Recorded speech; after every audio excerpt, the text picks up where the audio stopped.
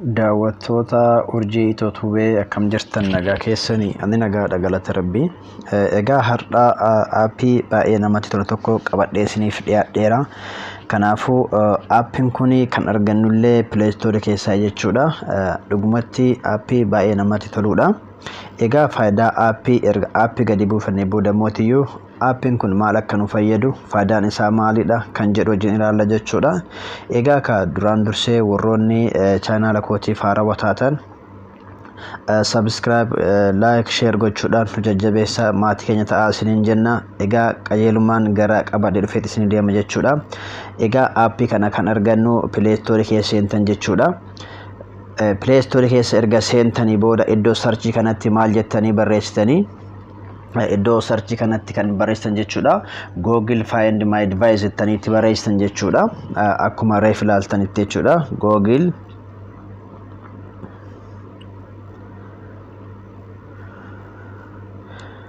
Google find my device kan jedhu kana akkuma argitan jechuudha.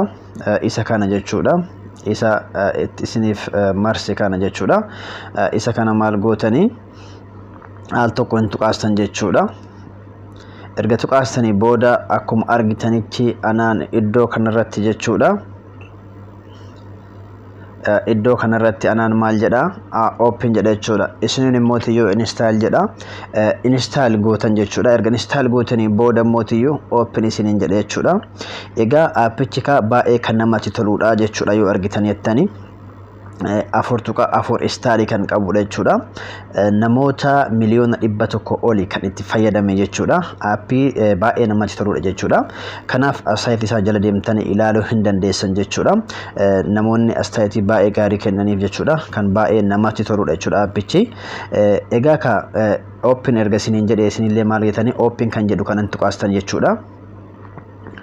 Erga open kan jedhu kan tuqaastanii bifa kanaan isinii fida jechuudha. Find my device kan jedhu kan isinii fida jechuudha. Akkuma argitanitti isaan lamantu jira jechuudha. Akkuma argitan waa lamatu jira jechuudha asirratti yoo ilaaltan jettan jechuudha. Inni tokko kanaadha. Tokko immoo kan jalatti sign in as section kan jedhu kan jechuudha. Isa jalarratti barreeffamni irra jiru kanaadha. Kanaafuu isin amma inni irra isinii marse kuni bilbila emailii bilbila keessan iruma keessa jiru kana jechuudha. Email bilbilli keessan keessa jiru kana isinif fida jechuudha. Kan qafoo ittiin ilaalaa jirtan jechuudha. Egaa ka osoo garas ittiin darbiin duratti faayidaan isaa maalidha yoo jenne ilaalle faayidaan aappii kana jechuudha. Bilbilli keessan yoo isin jalaa bade bilbilli keessan namni yookaan hattuun kiisii keessan keessaa fudhattee ta'a yookaan bakka wayii gootanii dagattan ta'a. Akkasuma mootiyyuu osuma deemtan immoo kiisii keessan keessaa bu'ee baduu danda'a jechuudha. Egaa garaagaraatiin bilbila keessan baduu yeroo danda'utti maal gootan jechuudha. Faayidaan aappii kana bilbilli keenya eessa akka jiru, eenyu harka akka jiru, naannoo kam akka jiru kan nu ibsa jechuudha. Aappichi baay'ee kan namatti toludha jechuudha. Asirratti isin kan godhuu qabdanii bilbila keessan namni kamiyyuu bilbila ofii jechuudha. Imeelii fi paaswoordii isaa hin beeka jechuudha. Imeelii paaswoordii keessan yeroo beektan immoo bilbilli keessan yoo badeyyuu eessa akka jiru lokeeshiniidhaan lafa isinii kaa'a jechuudha aappichi kun. Aappii baay'ee namatti tolu jechuudha. Fakkeenyaaf namni tokko fuudhee naannoo biraa yoo deeme qafoo ittiin fayyadamuun isaan oolu waan ta'eedhaaf lafaas yoo argate yoo isin jalaas fudhate yookaan gurgurates qafoo itti fayyadamuun isaa waan hin oolleef siimii keessaa baasee gatuu danda'a jechuudha. Yeroo siimii keessaa baasee gatutti inni suni bakka ammaan booda abbaan bilbila kanaan argachuu danda'a jechuudha. Isin immoo isin jalqaba irratti imeelii fi paaspoortii bilbila keessan irratti Gmailii ittiin bantan sana yookaan Facebookaan bantan yookaan akkaawuntii garaagaraatiin achirratti bantan sana yoo qabaattan imeelii paaspoortii keessan yoo achirra qabaattan jechuudha. Imeelii fi paaspoortii keessan qabattanii bilbila isin bira jiru. Bilbila mana keessan keessa jiraachuu bilbila jiraachuu danda'a. Akkasuma kan maatii jiraachuu danda'a, kan ollaa jiraachuu danda'a. Imeelii paaspoortii san qabattanii bilbila nama sanii dhaxxanii aappii kana irratti buuftanii find my device kan jedhu kana Play Store keessa seentanii irratti buuftanii bilbila namaa sanii irratti jechuudha. Erga irratti buuftanii booda immoo bifa kanaan isinii fida jechuudha. Bilbila namaa sanii irratti bifa kanaan isinii fida. Yeroo isinii fidee jedhu filannoo lama isinii fida jechuudha. Kan gara olaanaatti argamu kuni imeelii abbaa bilbila keessa jiru saniiti jechuudha. Kan gara lammaffaa irratti argamu kun jechuudha. Kan gara dhumaarratti argamu kuni kan gara dhumaarratti argamu kun jechuudha. Imeelii keessan sana fiddanii maal gootan jechuudha asirratti barreessan jechuudha bakka amma isin marshe kanarratti maal gootanii ni barreessitanii jechuudha emaila keessan kan bilbila isin jalaa badeessan fiddanii barreessitan jechuudha fakkeenyaaf hojjinaa ilaallu dhugaaf ta'uuf soba ta'uu jechuudha anamma isa kana yoon gajitu qaasee isa dhumarra jiru sana bifa kanaan naa fida jechuudha egaa emailii ani bilbila kiyya jalaa bade jedhu sana nan qaba jechuudha amma akkam argitanitti isinii fida create account jedha email or pono jedha amma ani maalan godhare find my device kan jedhu sana jechuudha waan barbaadeef ani bilbilicha kiyya eessa ka jiru waanan barbaadee fi isa jalqabarra jiru kana irratti jechuudha isa jalqabarratti jiru kana emailii asirratti nan barreessa yoo bilbilaan bane lakkoofsa bilbilaan barreessa yoo emailii ta'e emailiin barreessa jechuudha emailiin nan qaba waan ta'eef jechuudha okay isa maalan godha al tokko nan tuqaasa ergan tuqaase maalan jedha emailii itti barreessinaa jedha jechuudha anamma emailii itti barreessa okay akkuma argitanitti ani emailicha kana itti barreessee jira jechuudha emailii kana itti barreessee jira jechuudha akkuma argitanitti emailii kana erga ittiin barreesse booda immoo maalan jedhaani next jedhaan jechuudha emailii kana kan barreessu wanta hubachuu qabdanii wanta asirratti hubachuu qabdan jechuudha emailii kana kan barreessu emailichi kuni kan bilbila kiyya na jalaa badeessaniiti jechuudha bilbilli irratti barreessaa jiru kun immoo bilbila nama biraa ta'u bilbila kiyya kan manatti hafee ta'u jechuudha bilbila nama biraa irrattis ta'e bilbila kiyya irrattis ta'e bilbila nama ollaattis ta'e isa sanidha jechuudha emailiin kun isiniif haa galu jechuudha egaa ka emailicha kana ergan barreesse emailii bilbila na jalaa badeessan asirratti ergan barreesse maalan jedhaani next jedhaan jechuudha ammallee akkuma argitanitti next jedhaan jechuudha okay erga next jedheeni booda immoo akkuma argitanitti okay sorry irra isin deebi'a emailicha keessan itti barreessan jechuudha erga itti barreessanii next jettaniin jechuudha erga next jettaniin bifa kanaan maal isiniin jedha emailiin keessan kana paaswordii kan ittiin bantan sana achitti waan qabdanii fiddanii asitti barreessan jechuudha bakka paaswordii kanatti barreessan jechuudha ani ittiin barreessa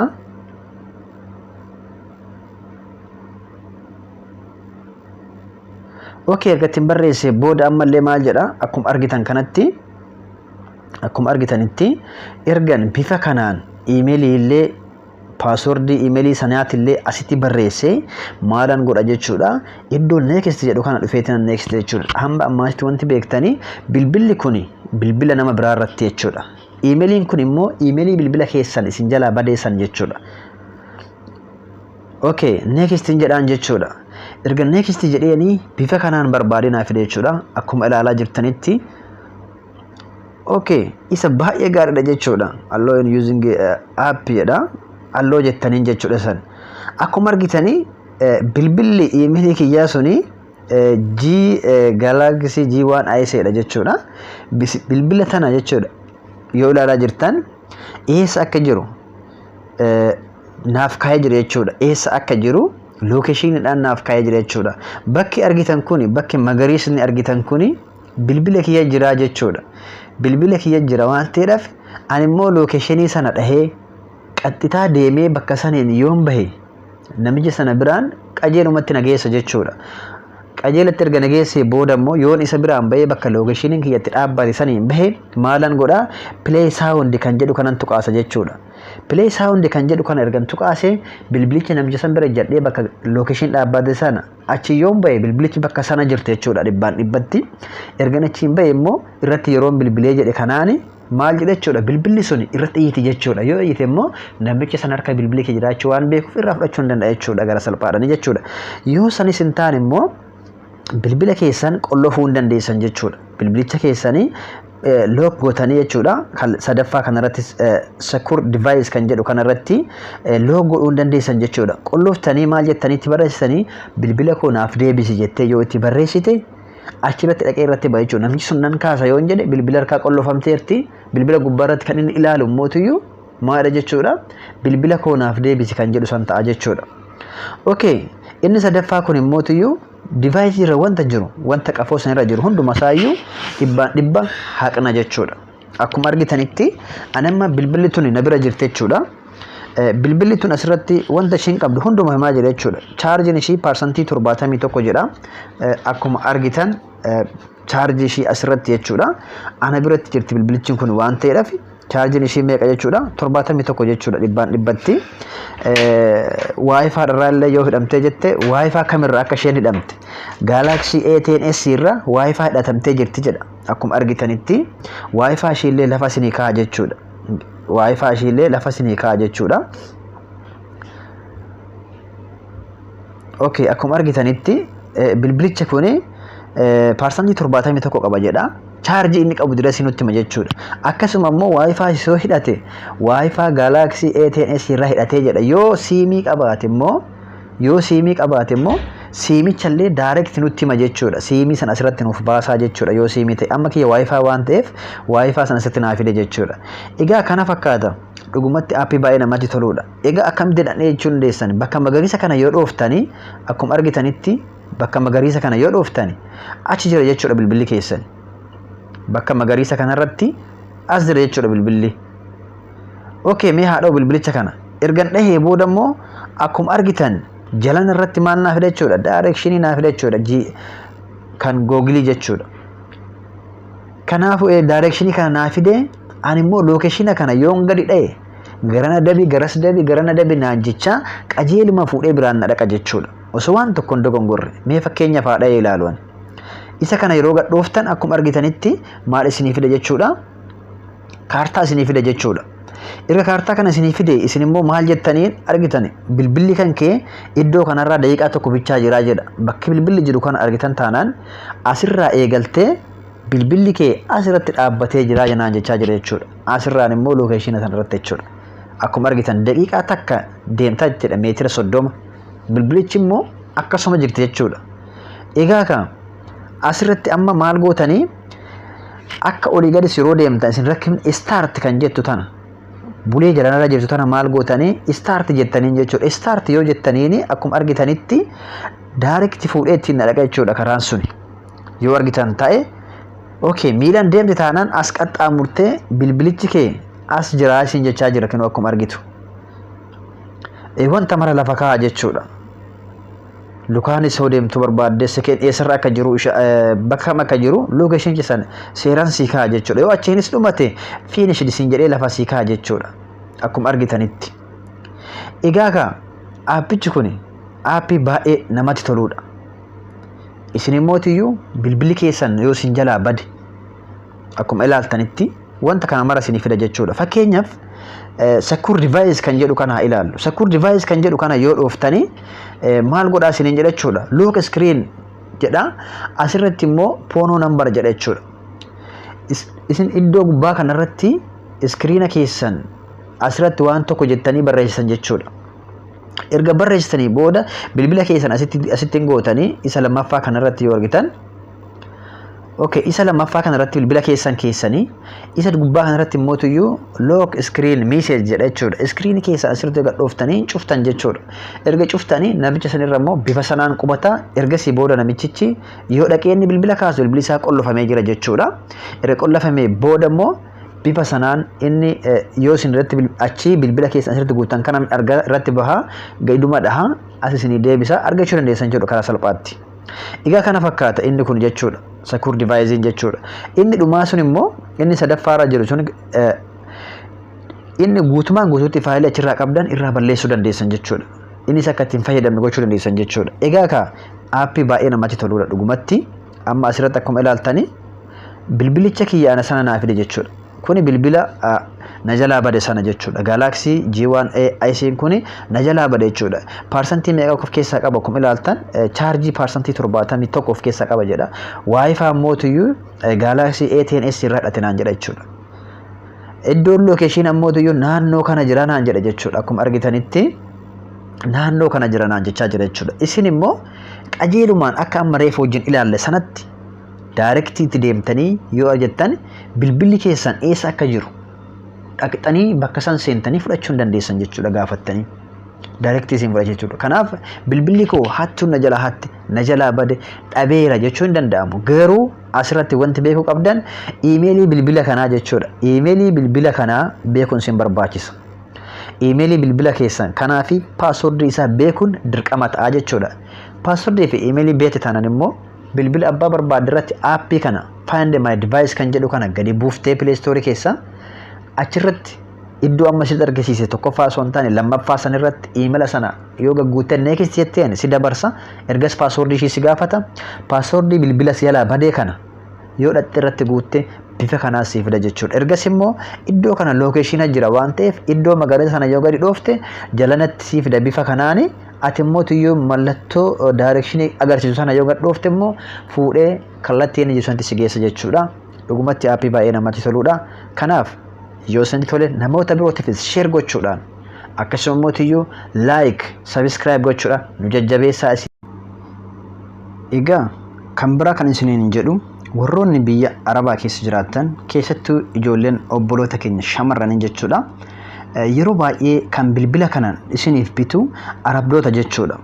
Arabdoonni immoo tiyyoo aappii kana buufachuudhaan yoo kan wanta akkanaa beekan taate eessa akkasin jirtan maal akkasin hojjettan beekuu danda'an jechuudha gabaabumatti. Fakkeenyaaf bilbila kana yoo isaan isiniif bitan ta'e isaan ofii isaaniitiif email isinii bansiisanii password isinii bansiisanii yookaan isaan ofii isaaniitiyyuu password fi email yoo waan kan banan taate akka cirraa ta'e password fi email bilbila keessanaa sana yoo kan beekan taate jechuudha. Aappii kana buufachuudhaan gabaabumatti isin beekuu danda'u. Asirratti yeroo baay'ee kan baratame namni tokko itti toluu dhabee miidhamee rakkatee mana tokko keessaa yoo baatani bilbilicha siimii sana keessaa baastanii gattanii achiin booda qafoon yookaan bilbilichi jechuudha bu'aa akka hin qabnetti ilaaltanii jechuudha. Kana taanaan akka cirraa ta'e risiitiidhaan illee risiitii isaan ittiin bilbila isinii bitan sana isaan yoo biraa qabaatan ittiin isin beekuu danda'u jechuudha. Risiiticha gubbaa yoo ilaaltanii jettan email kan jedhu IMEL kan jedhu lakkoofsi dheeraan barraa'ee risiitii keessan gubbaatti kennamaaf jechuudha. Yommuu ilaaltan namoonni qabdan obbiratti risiitii sana ilaaluu hin dandeessan jechuudha. Kan bilbila ittiin bittan yeroo ilaaltan lakkoofsa dheeraa irratti barreessanii kennanii jechuudha. Lakkoofsa sana qabatanii itti galchanii immoo eessa akkasin jirtan qafoo keessaniin beekuu danda'u jechuudha. Egaa kanaaf namoonni ofii keessanii bitattan isinuu akkasii warroonni immoo namni biraa isinii bitee emailii isinii banee arabdoonni isin immoo wal ta'uu dhabdanii jalaa yeroo deemtan siimii bichaa irratti akka hin xiyyeeffanne isin jechuu barbaada. Maaliif kallattii bilbila yookaan qafootiin illee isin beekuu waan danda'aniif isin isaan wanti kun isaan yoo raawwatan emailiis passwordis isinis yoo isaan bananii jiraatan isin immoo achumatti bilbila sana ofii gootanii dhiisuu dandeessan jechuudha. Foormaatii yoo goote aga barbaadde foormaatii yoo godhame inni sun keessaa waan hin banneef qafoon sun waan hin jijjiiramneef eessa akkasin jirtan daarektii kallattii kamiin istireetii bilookii maal kan jedhu hundumayyuu mana kan jedhu fidee waan itti isin fiduuf isin immoo kana jalaaf of eeggannoodhaaf baay'ee isin barbaachisa. Akkasuma namoota birootiifis share gochuudhaan akka irraa baratanii itti fayyadamu godhaa isiniin jedha. Yoo isin tole immoo like share subscribe gochuudhaan nu jajjabeessaa isiniin jedha. Galatooma hora bula.